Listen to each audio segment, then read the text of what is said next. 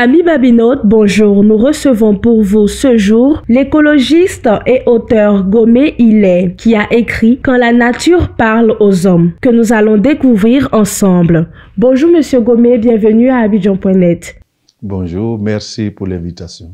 Quand la nature parle aux hommes, comment peut-elle parler aux hommes quand on sait bien qu'elle ne parle pas le langage humain?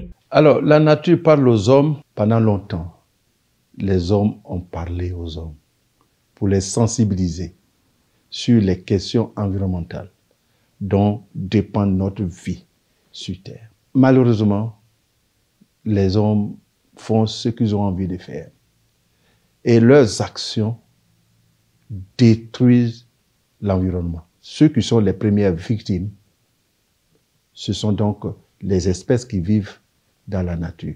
Je vais parler des animaux, je vais parler des oiseaux, je vais parler des insectes, je vais parler des arbres même.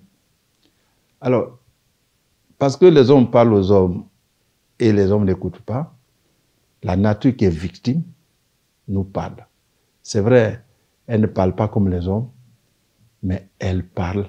La nature parle par les inondations, la nature parle par la sécheresse. Ce que nous rejetons nous revient comme du poison. C'est la nature qui nous parle. À quel point cette crise environnementale est-elle grave? La crise environnementale que nous vivons aujourd'hui est catastrophique. Aujourd'hui, tous les secteurs de la vie sont touchés par la crise environnementale. Je prends l'exemple de la disparition des forêts. La Côte d'Ivoire, il y a quelques années, depuis 1960, avait 16 millions d'hectares de forêt. Aujourd'hui, nous avons moins de 3 millions d'hectares de forêt. Et lorsque cette forêt disparaît, c'est toute la richesse de la biodiversité qui disparaît. Quand nous prenons le secteur de l'eau, vous savez que l'eau, c'est la vie. Mais les activités industrielles des hommes, tous les déchets, les eaux usées, contaminées, qu'on rejette sans traitement, portent des atteintes graves à la vie, non seulement des animaux, des oiseaux, des poissons, mais à la vie de l'homme. Au-delà de ça, lorsque le gaspillage est très grand, on passe à l'absence de l'eau, c'est-à-dire à la pénurie d'eau. Est-ce que l'on peut vivre sans boire? Or, nous avons aujourd'hui des parties de la terre où on trouve difficilement de l'eau. Quand les gens qui viennent des pays du Sahel, ils arrivent par exemple à Abidjan, qu'ils vous voient en train de laver vos véhicules avec de l'eau potable. Mais pour eux, c'est un sacrilège. Parce qu'ils n'en trouvent même pas pour boire.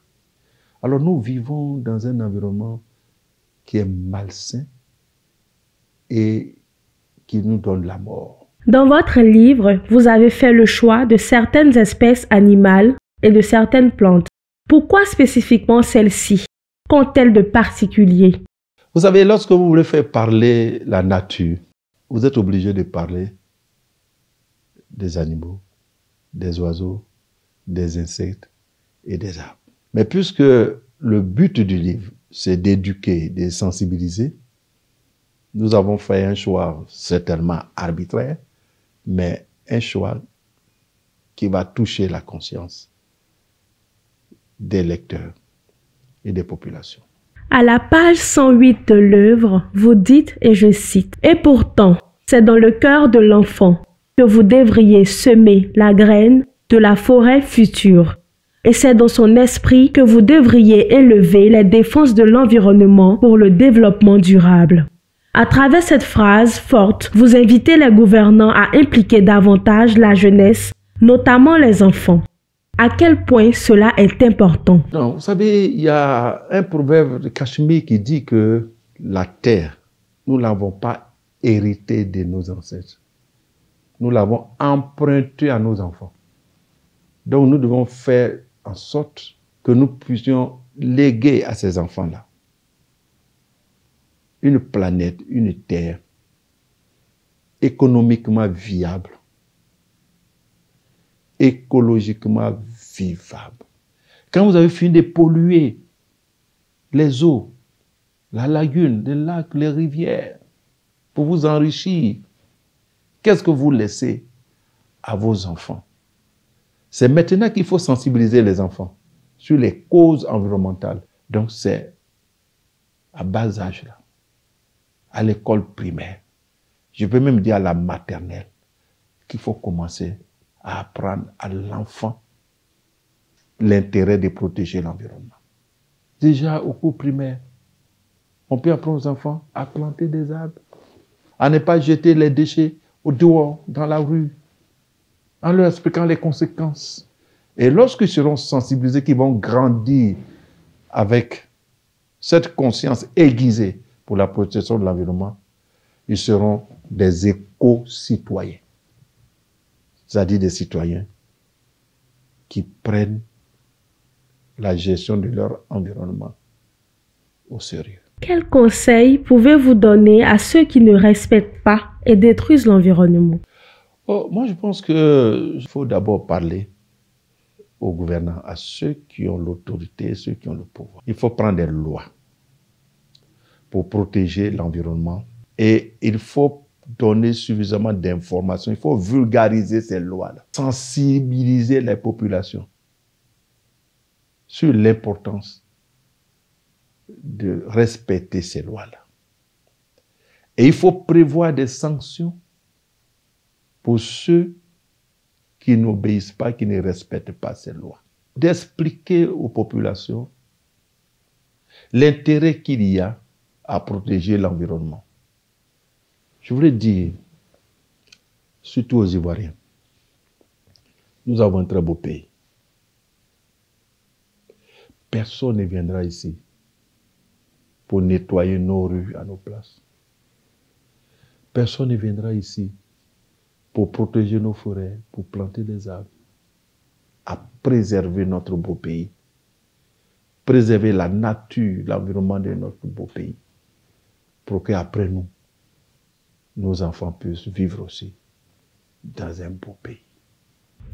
Avez-vous d'autres œuvres? Si oui, lesquelles? Et quelles sont les thématiques que vous y abordez? Je vais parler peut-être des 3 derniers ouvrages qui n'ont pas eu la chance d'être présentés par Abidjan.net. Alors, l'avant-dernier, c'est Environnement, alerte, planète en danger. C'est un livre qui n'a pas connu certainement beaucoup de promotion, mais qui a servi aux professionnels de l'environnement. Et j'énonce des activités que les jeunes peuvent réaliser pour protéger leur environnement. Et c'est à l'intérieur de ce livre-là que j'explique en profondeur comment le monde court à sa perte.